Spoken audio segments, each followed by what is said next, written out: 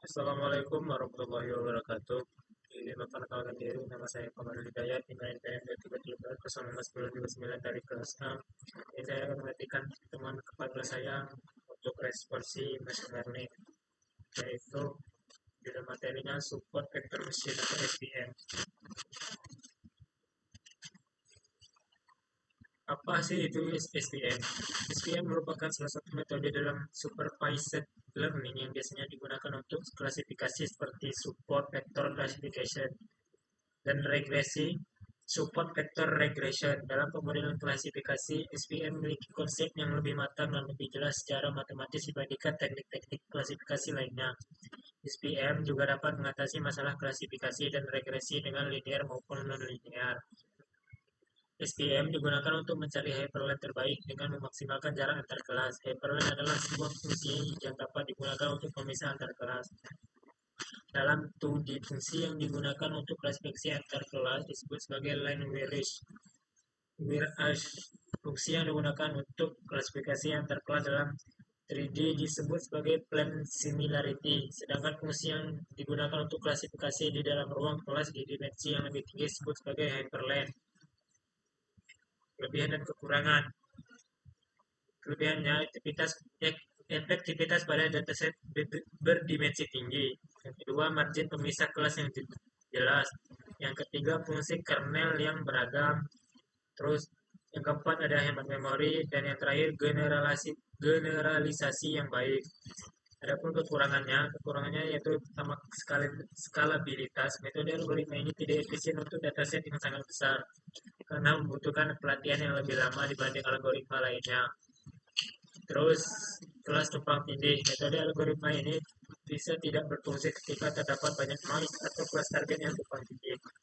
Terus ada kebutuhan parameter. Memiliki parameter yang tepat untuk fungsi kernel dan regularitas bisa menjadi tantangan dan perlu penyedaran yang cermat. Formula matematis linear SVM. Terdapat dua formulasi yang dapat digunakan dalam linear SVM, yaitu yang pertama ada hard margin linear SVM.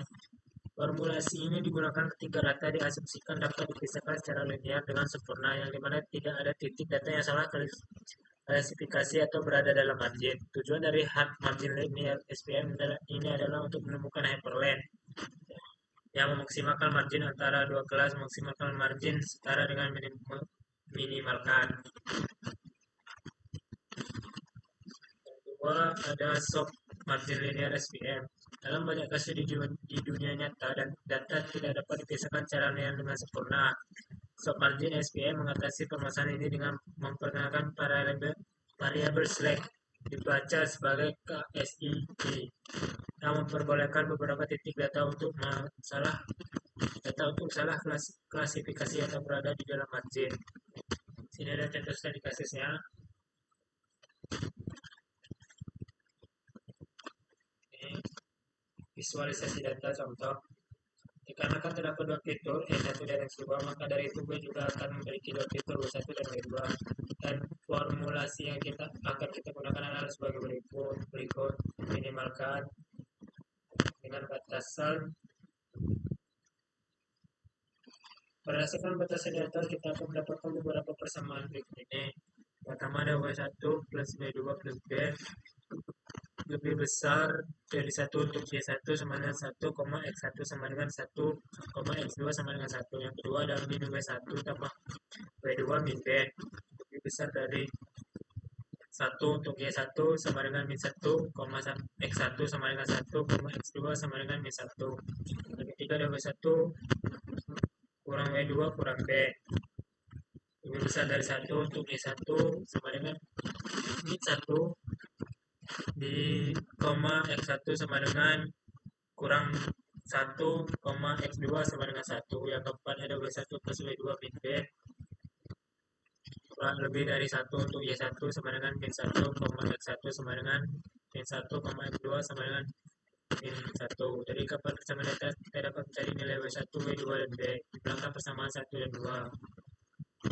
Di sini ada persamaannya, bentuk belakangnya 1 dan 3 dan 2 dan 3.